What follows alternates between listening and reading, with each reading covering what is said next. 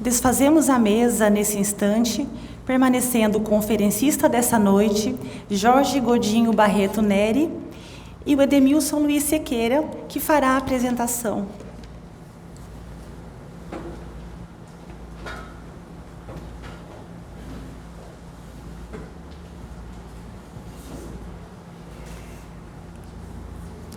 Boa noite, sejam todos bem-vindos.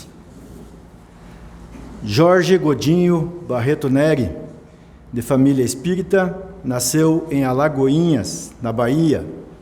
É expositor espírita desde 1983, divulgando o espiritismo em diversos países.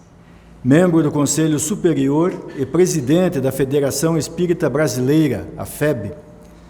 Participou do movimento espírita nos Estados Unidos nos anos de 1998 a 2000, em Washington e Baltimore. Coordena e dirige o Grupo de Apoio e Assistência aos Povos da África, GRAAPA, desde 2009, na FEB. Colaborou com a União dos Centros de Estudos Espíritas da Suíça no processo de unificação do movimento espírita daquele país, que culminou com a assinatura do Pacto de Unificação pelas Instituições Espíritas da Suíça, em 2012.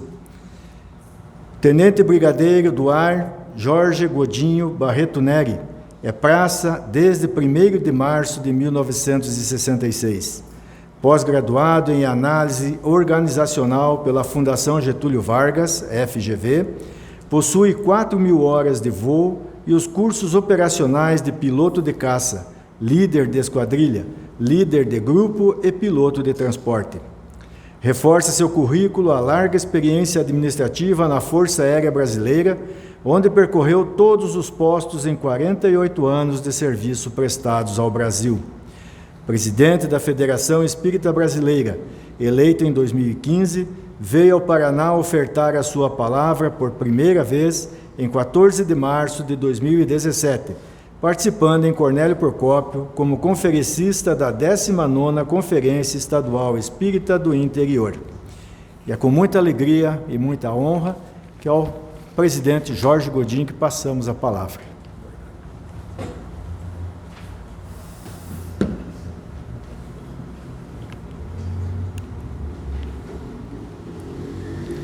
Queridas irmãs, queridos irmãos, que Jesus nos abençoe nesta oportunidade, em especial neste dia em que se dedica à mulher.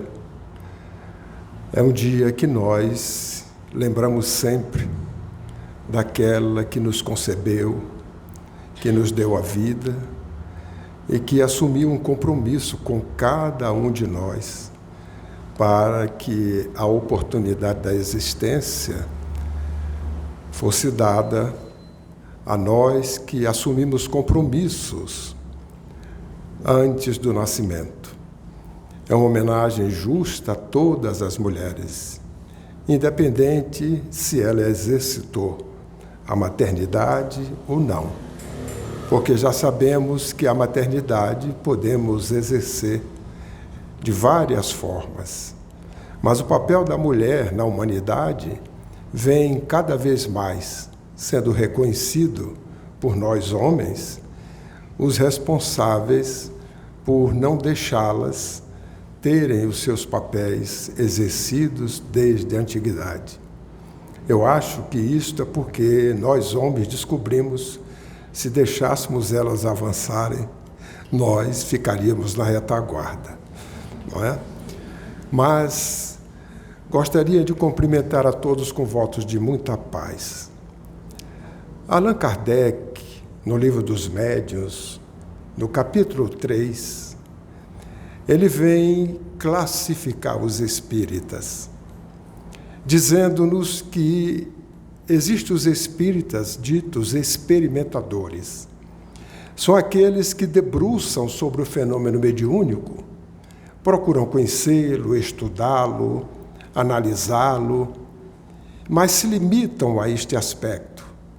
Deixam até legados, livros, compêndios falando a respeito. Uma outra classificação que ele nos traz é do espírita imperfeito. O espírita imperfeito é aquele que, diante da doutrina espírita, estuda, conhece todo o seu cabedal de conhecimento que nos traz, nos aspectos científico, filosófico, éticos, morais, de consequências religiosas, mas se limita ao conhecimento. Podemos dizer, é um teórico da doutrina espírita. Ele nos fala de um outro, que é o espírito exaltado. Este, ele diz que presta mais prejuízo do que contribui com a doutrina espírita. Porque lhe falta o bom senso, a prudência, e por ser exaltado, passa as coisas que ouve ou que imagina de uma forma não tão responsável pela ausência desta prudência, do bom senso. E nós podemos nos classificar como espíritas em umas destas classificações que o codificador nos proporciona. Mas ele fala sobre o espírita verdadeiro, ou o espírita cristão. O espírita verdadeiro ou cristão é aquele que ele não se satisfaz apenas em conhecer a moral espírita. Ele procura praticá-la, vivenciá-la, dar o testemunho da doutrina que ele passou a conhecer, a estudar, a meditar, a sentir e a viver. Então, nós observamos que a classificação dos espíritas já foi dada pelo codificador. E é importante lembrarmos, porque nos dias de hoje nós estamos ouvindo diversas classificações que fica por conta de quem faz. Porque o codificador, ele fez nestas 4 observações aquilo que nós olhamos uns aos outros quando abraçamos e nos dizemos espíritas. O ensejo de todos nós é sermos espíritas verdadeiros ou espírita cristãos. Somos aqueles que apreciamos a literatura espírita, mas não ficamos satisfeitos apenas com ela. Por quê? Porque a doutrina espírita, ela nos convoca à reforma, nos alerta sobre a nossa vida. E quando fala da vida, ela nos leva ao conceito, à concepção, ao entendimento de que somos espíritos imortais. E como tal, aquilo que normalmente chamamos de vida, que se restringe ao nascer, viver e morrer, a doutrina espírita vem dizer que é uma existência passageira, dentre tantas outras que se fazem necessária ao espírito no seu desenvolvimento intelecto-moral. Mas que a vida do espírito é única, é apenas uma. Criados, somos imortais. E a bondade divina concede-nos, neste determinismo que o progresso nos proporciona, porque a lei inexorável do progresso conduz todas as criaturas da simplicidade, da ignorância, para a angelitude. É a bondade do Pai, o seu amor, que quando cria, determina que a criatura inexoravelmente terá que evoluir. Que coisa bela! Estamos submetidos a esta lei, que é a lei natural, uma lei divina, a lei do progresso. E todos nós, quando nos denominamos ou desejamos ser espíritas verdadeiros ou espíritas cristãos, nós estamos num contexto onde a encarnação nos propicia a oportunidade de conhecer o Evangelho de Jesus em espírito e verdade. O Evangelho de Jesus redivivo, como uma chave fácil para que nós possamos entender as palavras de vida eterna que Jesus nos deixou há 2000 anos. Mas não apenas para conhecê-las, mas para que nós possamos colocá-la em prática. E como espíritos imortais nesta existência, denominando-nos espírita cristão, nós temos compromissos. Porque nenhum de nós nascemos para aqui chegarmos e termos uma existência que ela não nos propicie oportunidades para o nosso crescimento. Nós nascemos com propósito existencial. Não há uma criatura que esteja encarnada ou reencarnada que este processo de ir e vir que a existência nos concede não haja um propósito. Todos nós assumimos compromissos antes de nascer. E neste momento em que não há mais dúvida, não pelos espíritas, porque nós já somos aquinhoados com estas informações desde o advento da doutrina espírita, que os tempos foram chegados para as grandes transformações.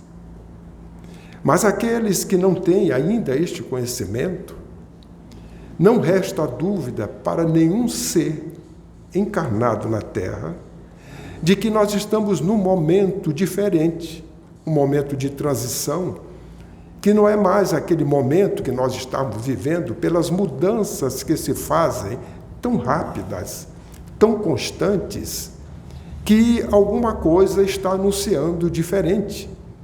Nós falamos do clima, que naquele lugar que nós estamos habituados a um determinado clima, ele já começa a mudar. Nós verificamos que os fenômenos naturais, que muitos denominam de desastres naturais, têm acontecido com muita frequência. Na história da humanidade, sempre houve estes fenômenos. Sempre houve chuvas torrenciais. É registrado na Bíblia a Arca de Noé. E disse que naquele momento houve um dilúvio e que todos os seres da terra teve que ser colocados na arca, porque este dilúvio destruiu tudo e ele teria que preservar todos os seres para a sobrevivência. E quando nós estudamos hoje, e os estudiosos observam, verificam sim que houve um dilúvio, mas ele foi localizado. É igual uma criança. Nós estamos num determinado local e chove. Eu, quando criança, achava que estava chovendo no mundo inteiro. Aí, depois que eu cresci, e eu verifiquei, mesmo nas locomoções que os veículos propiciam, de que aquela chuva era só naquele local, porque andavam alguns quilômetros e não estava chovendo. Então, aquele conceito de que a chuva era em todos os locais passou a mudar pela oportunidade do deslocamento, do conhecimento, do crescimento. Assim acontece conosco. O registro bíblico está correto. Houve um dilúvio, sim, mas foi um dilúvio localizado. Uma grande enchente que os estudiosos, eles, ao fazerem os estudos da região, verificaram que aquele dilúvio aconteceu na cidade de Ur, antiga, naquele período. E assim nós vamos observando de que estas mudanças, elas acontecem periodicamente.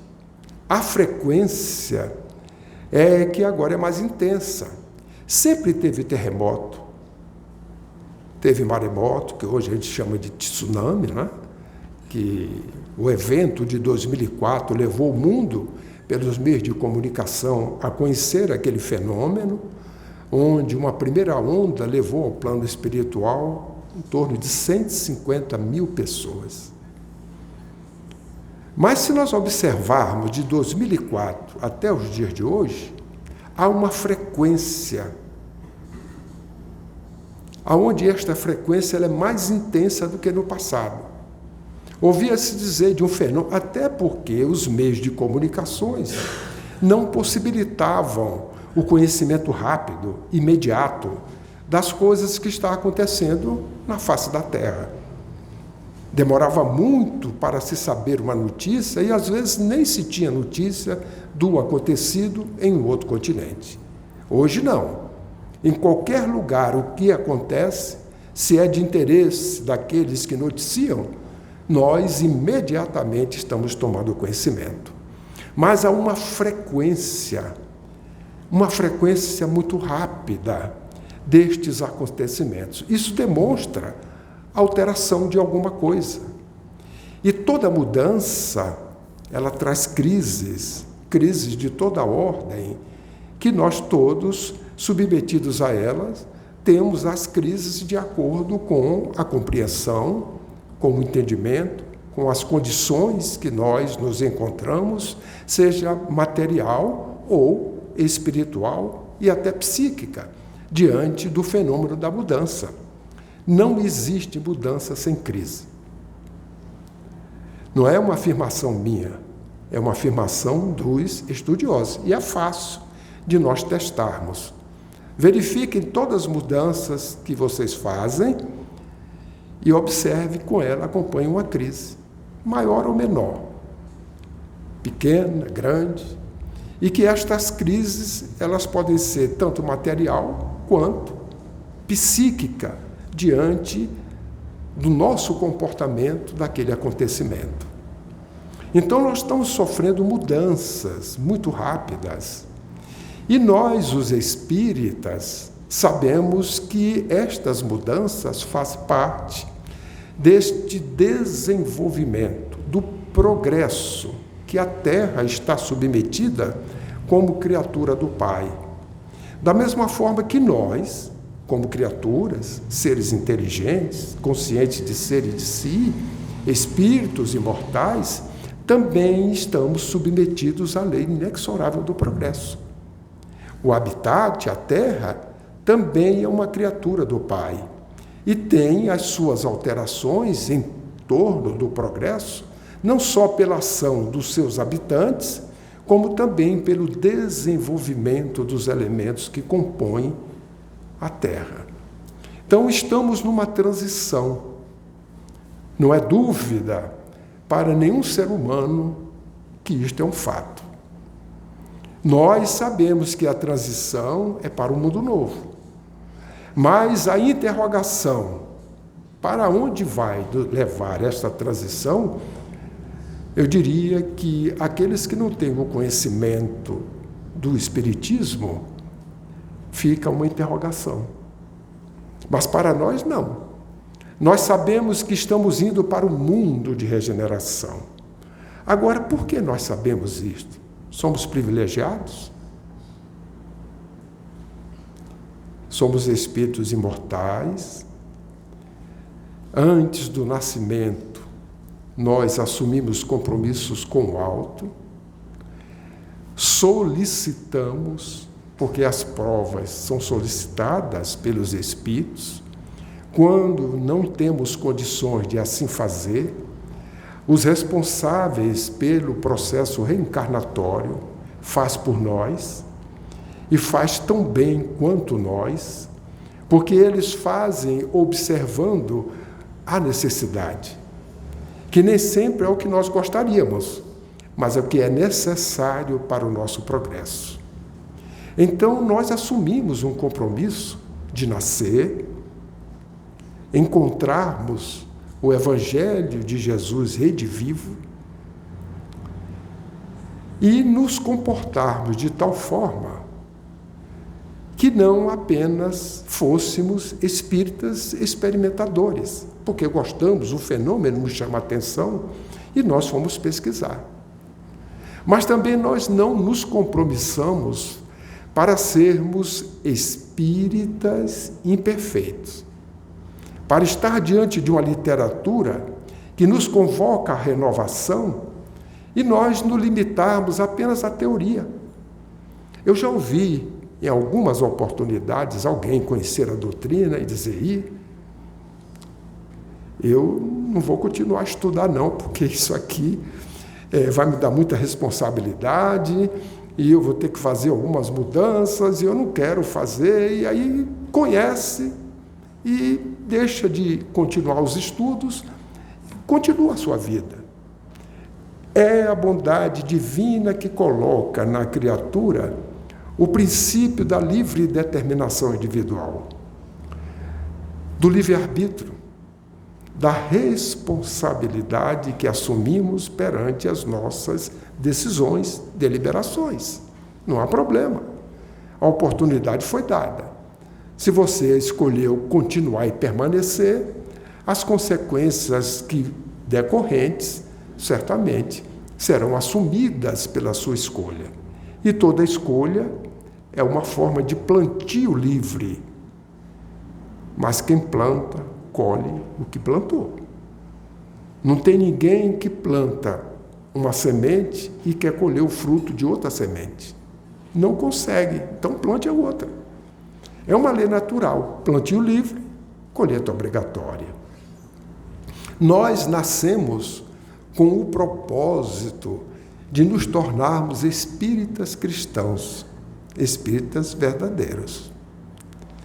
Nós não nascemos para sermos espíritas exaltados, para vermos as notícias, ouvirmos as coisas e, sem analisarmos, passarmos para a frente.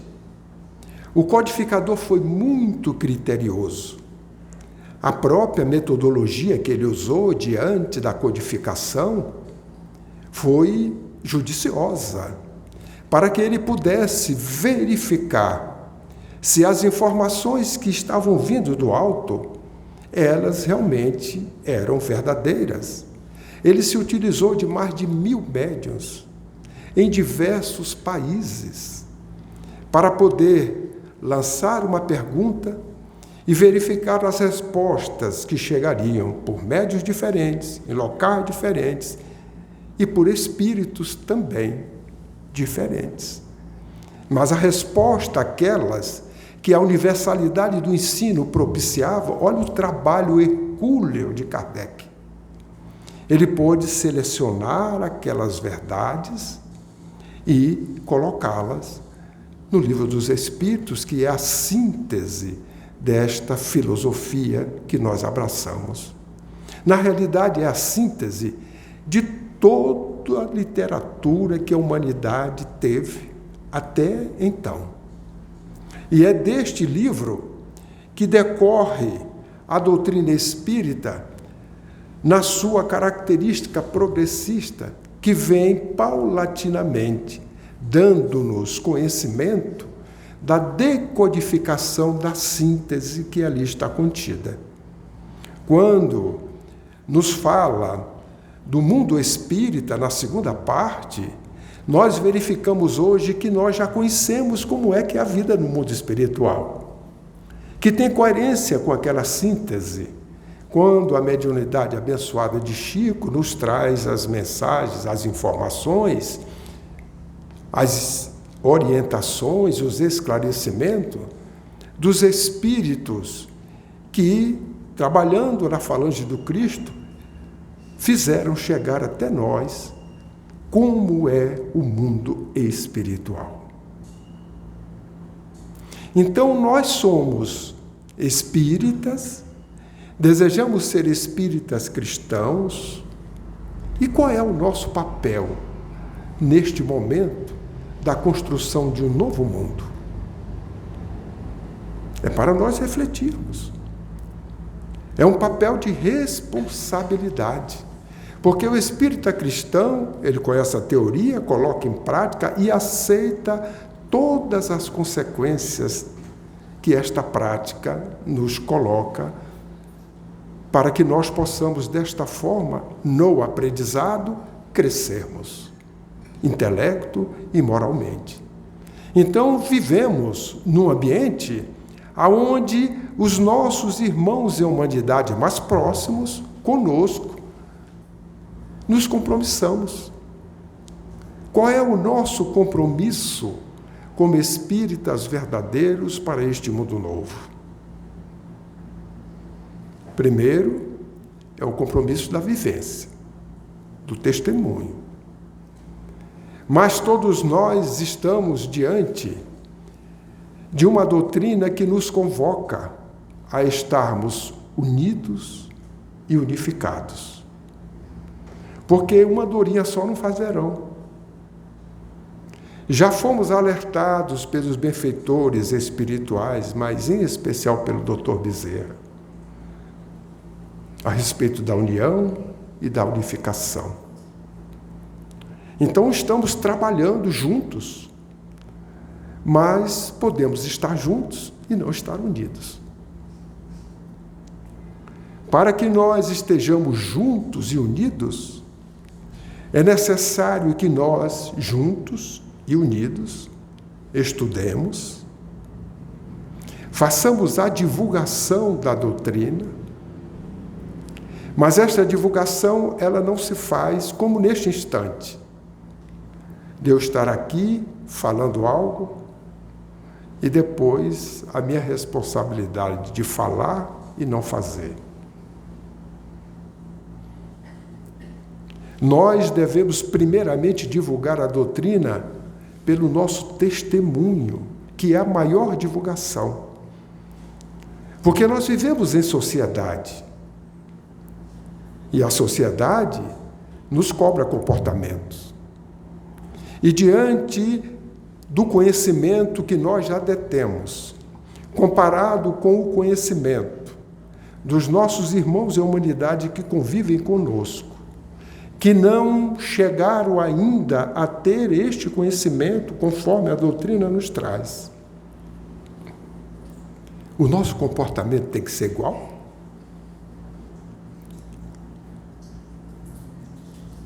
Nós temos que fazer diferente.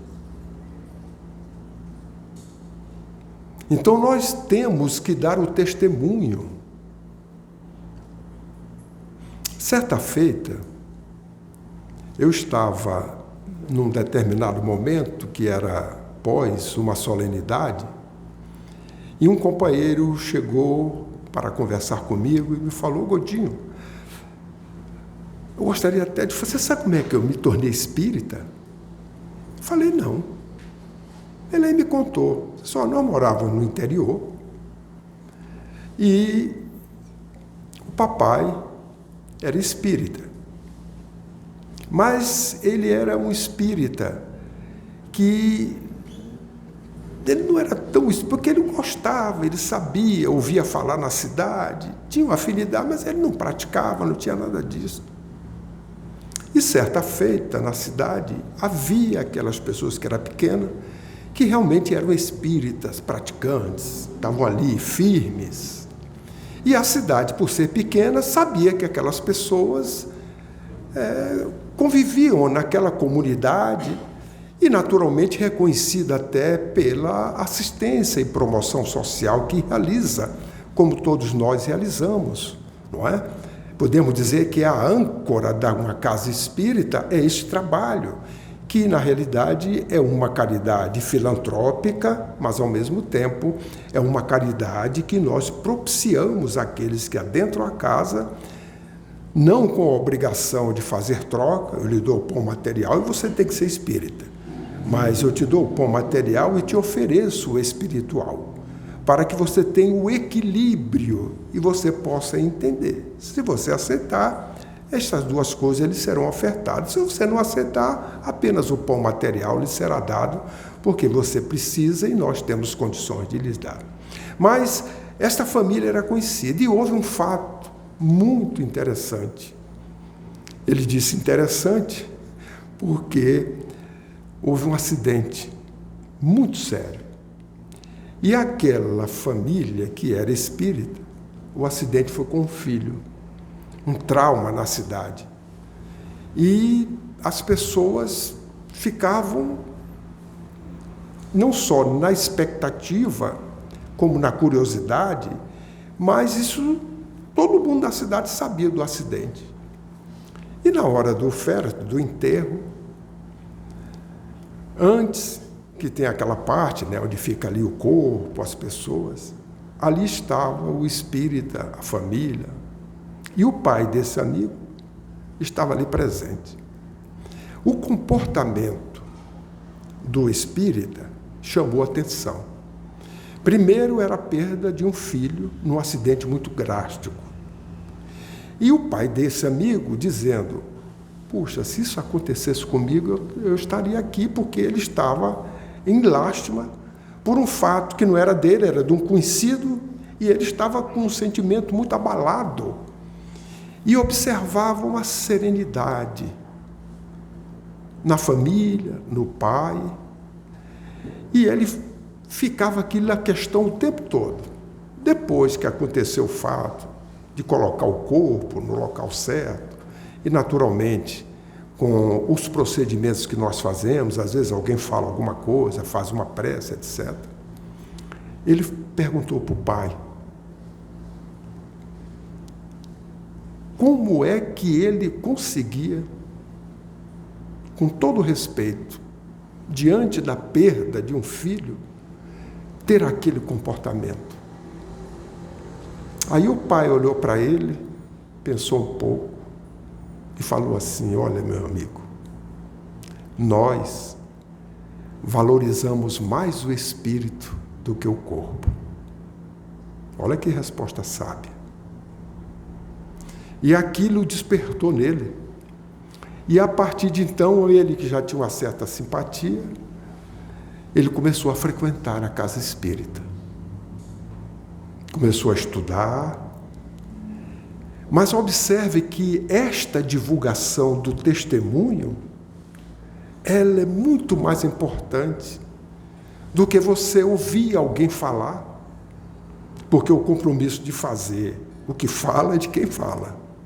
De quem ouve, assume o compromisso para também fazer.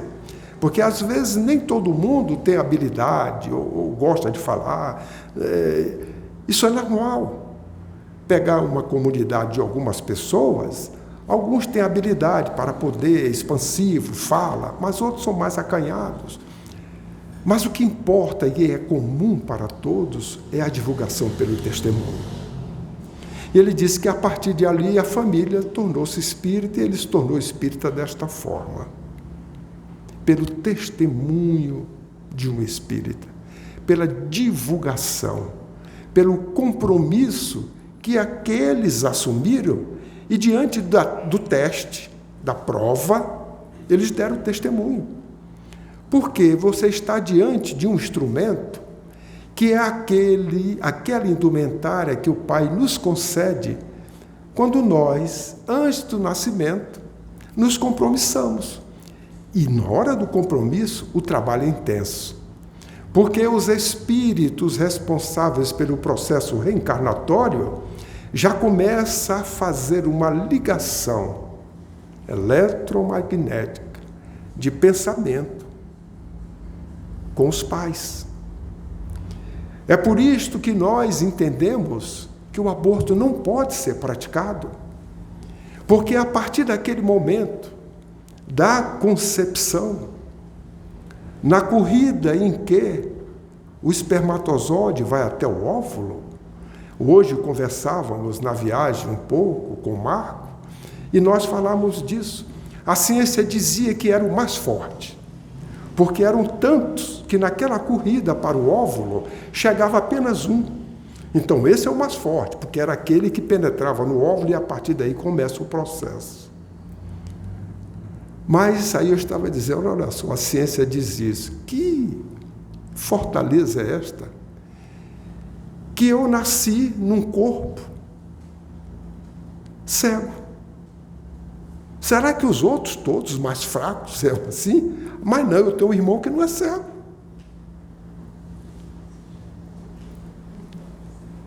Então o trabalho é intenso do plano espiritual, porque há um planejamento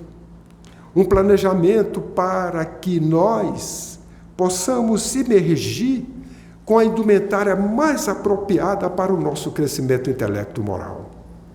E a espiritualidade começa nessa simbiose, onde a mãe, que vai receber aquele espírito, antes não há um nascimento aonde a mãe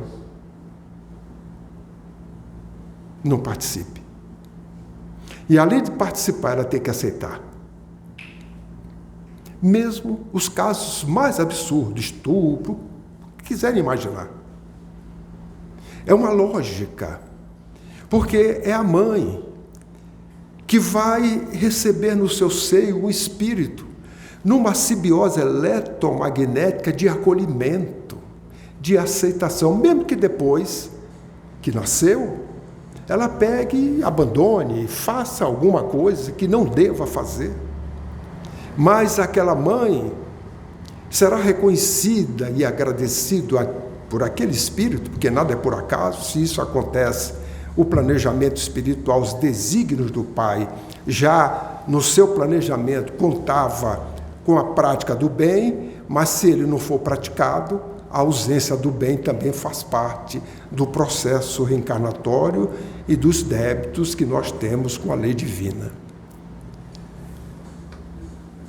Todos nós já agradecemos aos nossos irmãos e humanidades que fizeram o papel de mães, porque são elas que nos dão a oportunidade do nascimento. E se elas não aceitarem, haverá rejeição. É por isto que toda mãe participa do processo.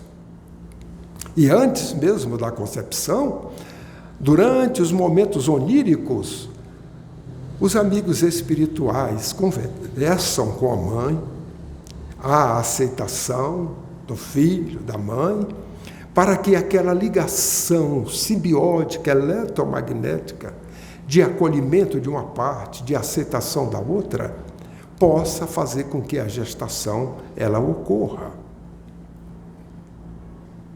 Olha que coisa bela. Olha a responsabilidade que nós temos. Então, quando nascemos, nós nascemos com um propósito. E este propósito é ser acolhido no lar, pela família, e a família, ao nos receber, dará continuidade ao compromisso que assumiram também. Para nós isso não é novidade.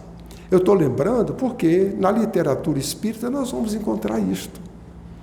Nos romances históricos de Emmanuel, nós vamos encontrar planejamentos reencarnatórios daqueles espíritos que antes do nascimento se compromissaram para realizar o papel de pai, de mãe, de irmãos, etc. Porque, na realidade, os filhos não são nossos. São de Deus. Quem tem direito de ter filhos é Deus. Nós somos irmãos, filhos de Deus.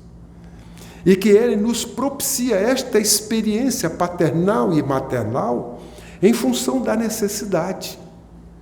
E nós estamos vivendo num mundo em transição, aonde nós, como espíritas cristãos, temos um papel muito importante na contribuição deste mundo melhor. Porque nós não podemos dar o que nós não temos. Mas nós já detemos conhecimento. E no momento que detemos conhecimento, nós só vamos possuir o conhecimento se praticarmos o conhecimento.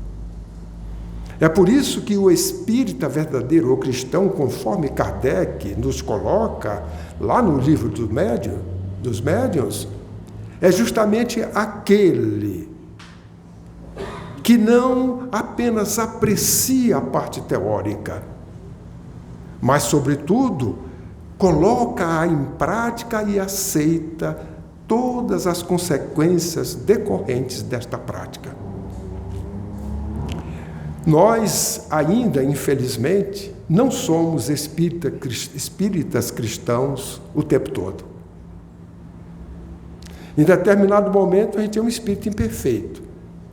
Porque a gente conhece a teoria e na hora da vivência, a gente erra. Oh, meu Deus, eu não era para fazer isso, eu já fiz. Eu não coloquei em prática na hora do exercício. Mas isso é muito bom, porque antes eu fazia e nem tinha esse reconhecimento. Em outros momentos, nós somos espíritas cristãos porque estamos atentos para praticarmos aquilo que nós conhecemos. E o grande esforço que nós devemos fazer, por isso, que quando Kardec pergunta o que é ser espírita, é aquele que faz esforços para domar más inclinações. Olha os termos. Eu acho que tem alguém que nunca foi a um circo, se nunca foi, pelo menos já viu como é que é um circo. E já viu também as feras no circo. E os domadores. Os domadores têm chicote à mão. Estala o chicote no ar, aquele barulho, e as feras obedecem, não é? Vão fazendo tudo aquilo que ele, mas ele está atento, ele domestica. Elas fazem aquilo que ele deseja. Nós temos um zoológico dentro de nós. Nós temos muitas feras. E nós precisamos domá-las. Igual o domador, precisa de 2 chicotes, está atento.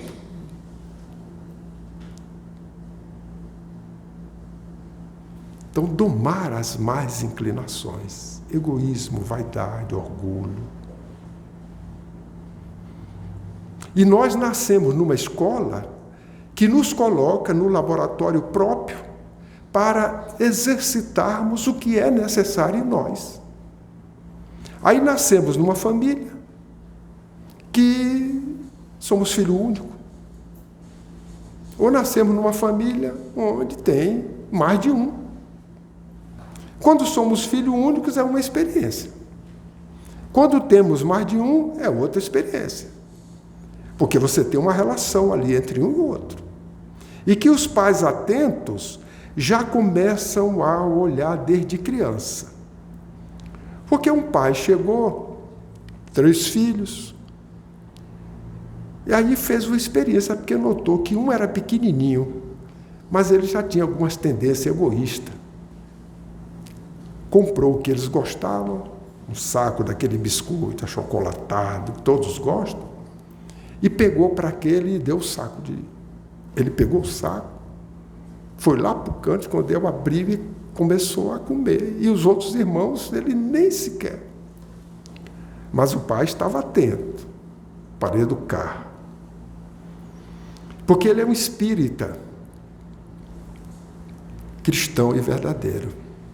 E ele aprendeu no espiritismo de que a criança sem limite e o jovem sem orientação são os grandes males da humanidade. E nós temos os nossos filhos que vão, geração a geração, estarem nesse mundo novo. E nós temos um papel importante de, desde agora, dar estas bases para os nossos filhos, para que eles sejam entregues à sociedade como homens de bem. E naquele momento, chamou o filho e disse assim: por que você não? Olha, eu estou falando com o filho, é pequenininho mesmo, 2 anos, que já fala, que entende, que já anda.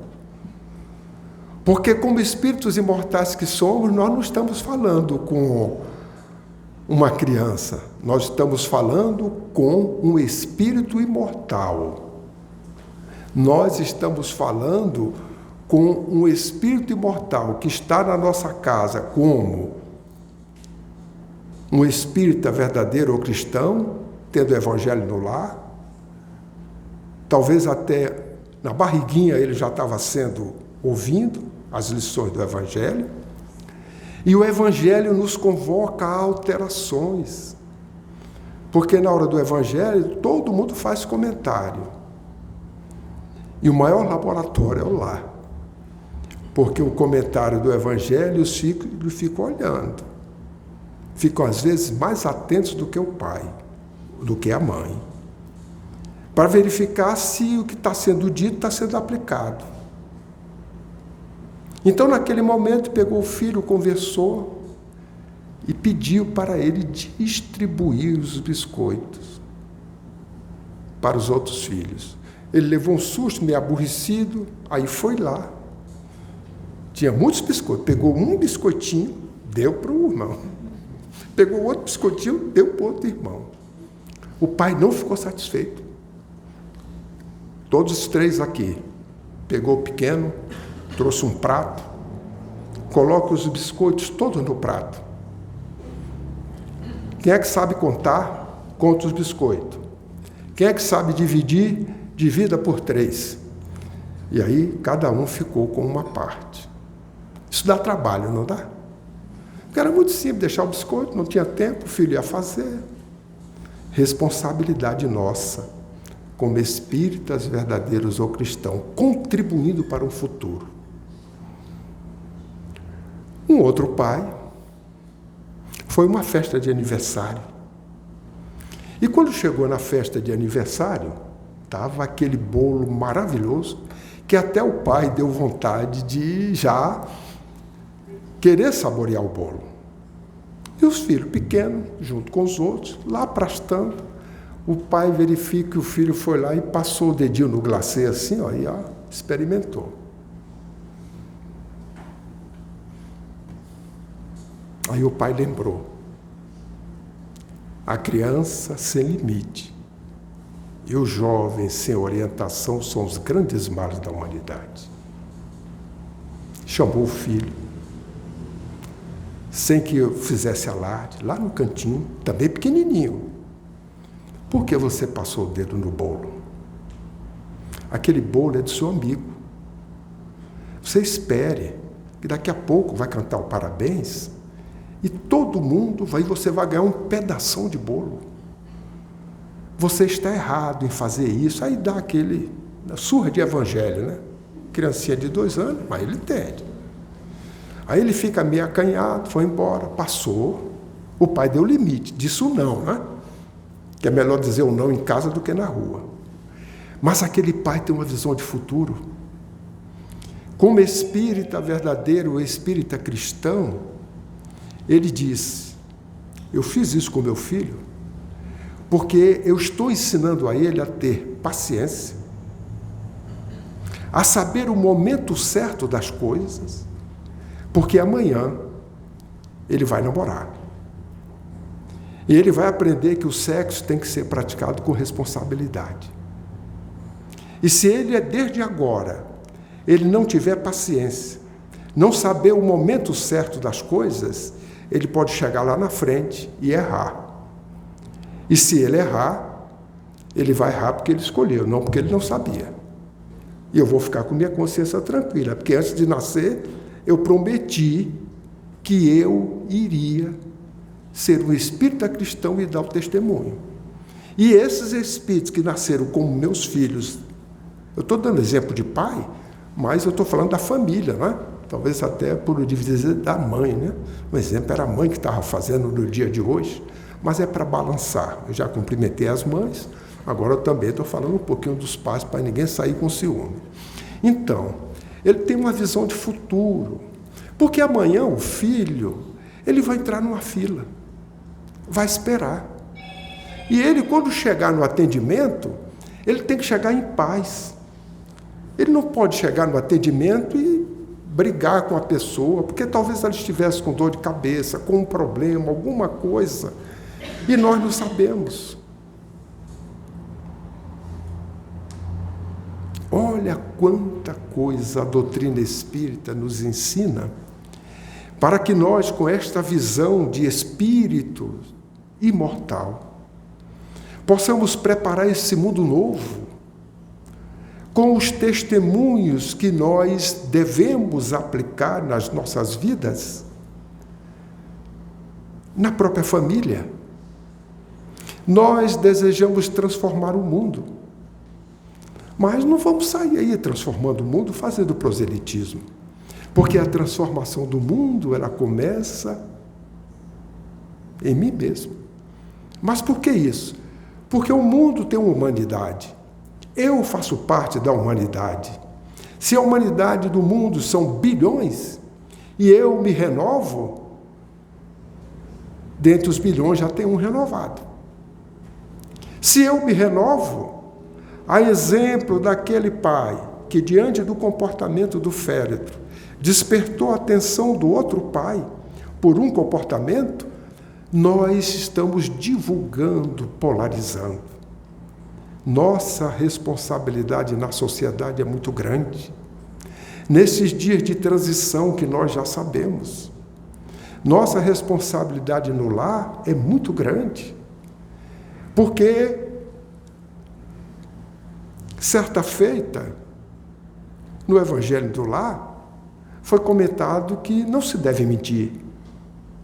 Porque a mentira não faz parte daquele que deseja ser um espírita verdadeiro. Passa o tempo.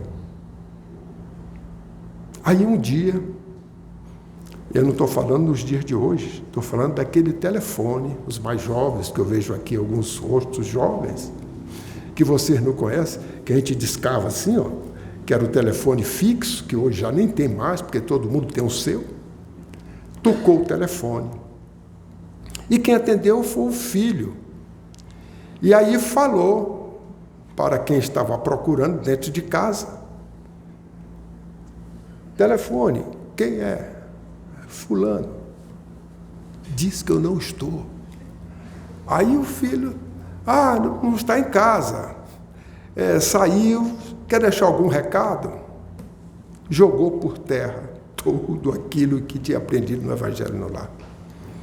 Porque o filho não vai, naquele momento, criticar o pai, ou a mãe, ou o irmão, quem quer que naquele momento fez isso. Mas, com certeza, ele vai ver que a teoria e a prática não correspondem. Então, o lar, e um lar espírita, é um laboratório de divulgação, é um laboratório de estudo, é um laboratório de prática, aonde a educação não se faz de pai para filho, porque se faz de filho para pai, de pai para filho, de irmão para irmão, que é aquele laboratório onde a prática, o testemunho vai dando a autoridade moral, o respeito mútuo, que não precisa de hierarquia de ser velho ou de ser novo. Porque hoje nós temos muitos exemplos de filhos que são pais dos pais. Porque são espíritos mais maduros e às vezes os pais têm certos hábitos que os filhos não concordam e que, respeitosamente, orientam os pais, de vez em quando puxam a orelha dos pais, não é? E é esse aprendizado que nós vamos tendo uns com os outros. E com o testemunho do espírita verdadeiro ou cristão, nós vamos desta forma, cumprindo os nossos compromissos que nós assumimos como alto. Então, o espírita verdadeiro ou espírita cristão, ele tem um papel muito importante com a formação do mundo novo. Pelo testemunho, pela prática, por aquilo que ele faz, por aquilo que ele aprende, e que começa dentro do próprio lar, onde os pais passam a ser os maiores exemplos para os filhos. Os primeiros namorados dos filhos é o papai e a mamãe. O papai é o Mike Tyson, é o homem mais forte. A mamãe é a mulher mais linda do mundo, é a primeira namorada. Aí vão crescendo, daqui a pouco o papai não é tão forte assim, não é? A mamãe é bonita, mas tem gente que é mais bonita do que ela por fora, mas ela por dentro é muito bonita, e eu amo muito. E não é assim, a gente vai crescendo e vai transmutando, mudando estas apresentações. Então nós, diante dos filhos, temos uma responsabilidade muito grande. Não só pela questão da educação, mas com esta visão de um novo mundo, que nós devemos colocá-los na sociedade com todo este legado, com este arcabouço, com esta base, para que eles possam, a partir de então, fazerem as suas escolhas. Por isto, que o verdadeiro espírita, o espírita cristão, diz assim para os filhos: enquanto comer do meu feijão, vai para a minha religião. Leva os filhos para a religião que ele abraça. Por quê? Porque ele não quer que depois os filhos, quando tiverem na maior idade, cheguem para os pais e digam assim: papai e mamãe, vocês me educaram muito bem, adoro vocês, mas vocês cometeram uma grande falha. Nós éramos pequenos, vocês eram espíritas, e frequentavam a casa espírita, e não dava a mesma atenção para que nós frequentássemos a casa espírita quanto para o colégio. O colégio, vocês pagavam caro, acordava a gente cedo para ir para lá, tinha que levar, buscar, quando vocês não iam, pagava transporte para fazer tudo isso, e cobrava ainda de passar de ano. Hoje, eu aprendi que a doutrina espírita é uma doutrina excelente. E hoje eu sou espírita. Mas vocês me deixaram um vácuo de 20 anos. Porque eu fiquei 20 anos que eu poderia, desde pequeno, estar na doutrina espírita, e hoje, 20 anos depois, eu já teria um legado muito maior. Mas vocês deixaram para eu escolher quando eu estivesse grande. Então, enquanto comer do meu feijão, vai para a minha religião. Se quando chegar a 20 anos, na idade maior, não quiser ser espírita, faça o que quiser. Mas nós lhe demos o melhor que nós tínhamos, o melhor colégio, e para nós, a religião que nós abraçamos. Porque a melhor religião é aquela a qual nós nos afetamos, nós aceitamos. E aí o pai não vai ouvir o filho dizer isto, apenas vai dizer: olha, eu agora sou da religião A, não sou da sua religião. Que bom, meu filho, prossiga e pratique o bem, porque o que interessa não é a religião, o que interessa é o bem que você pratica. E é assim que nós vamos construindo um mundo melhor.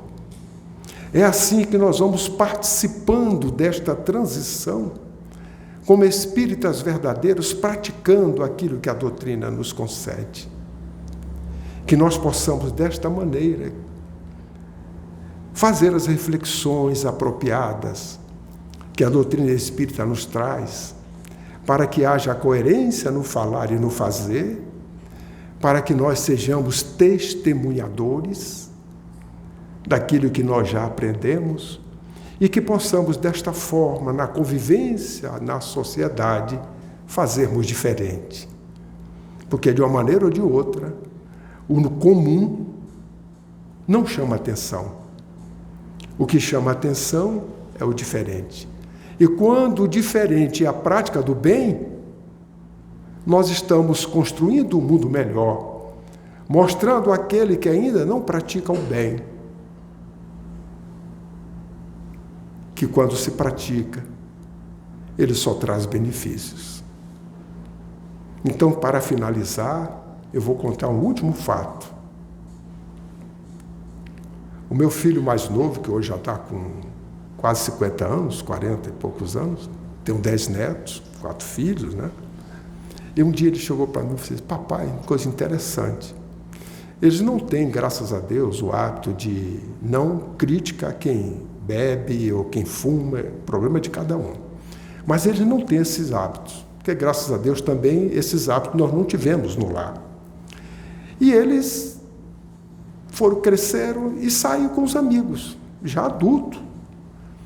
E eles foram para uma pizzaria. Quando chegou na pizzaria, todo mundo pedia a sua pizza, na hora da bebida, aí um pediu isso, pediu aquilo, outro, ele pediu suco. Aí todo mundo olhou, porque ninguém tinha pedido suco. Só ele pediu suco. Mas para ele era normal, aquilo não tinha problema. Na segunda vez que saíram, Quando a pessoa pedir a bebida, aí teve um brincalhão, o gozador falou assim, para o Breno, suco, como se fosse assim, já colocando uma certa diferença, né? Ele também não ficou, ele permaneceu com o suco, foi. Um determinado instante, ele falou, papai, um amigo me chamou e me agradeceu muito, eu fiquei surpreso. Vai me agradecer porque ele falou, Breno, eu também não gosto de beber, mas eu não tinha coragem de chegar e todo mundo pedir as outras coisas e eu pedi diferente.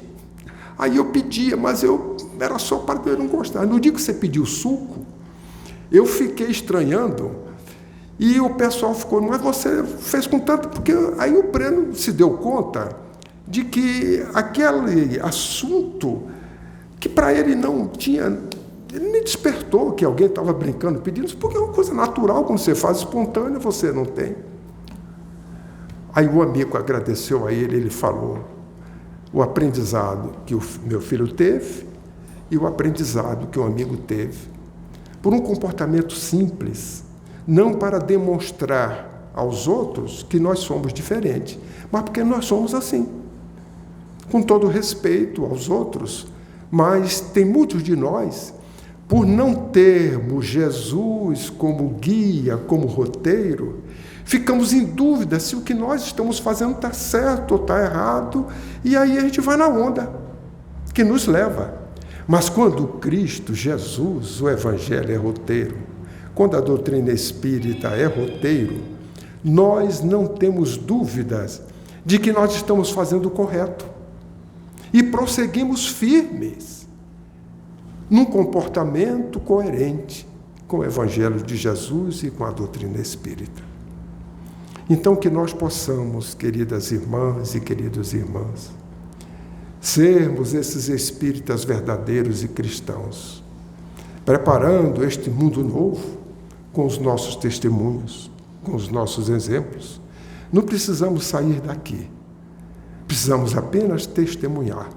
E o nosso testemunho é o contributo para este mundo novo que nos aguarda, o mundo da regeneração, que está aguardando que cada um de nós façamos as renovações íntimas necessárias.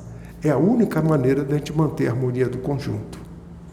Essa viagem interna para nos conhecermos e corrigirmos as imperfeições que ainda temos, como um domador, domando as feras que estão nas nossas intimidades. Então, que Jesus nos fortaleça, nos ampare, dando-nos força para que nós possamos, assim, viver no mundo, conviver no mundo, mas não viver para o mundo, mas viver para cumprir o propósito existencial que nós nos compromissamos antes do nascimento. Muita paz e muito obrigado pela atenção.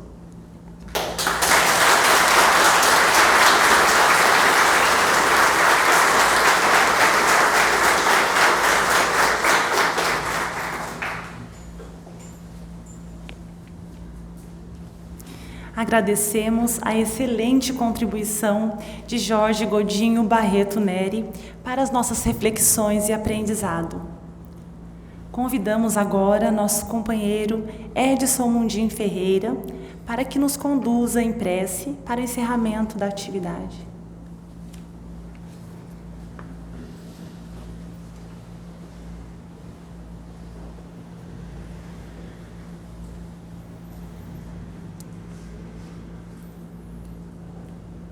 Vamos orar.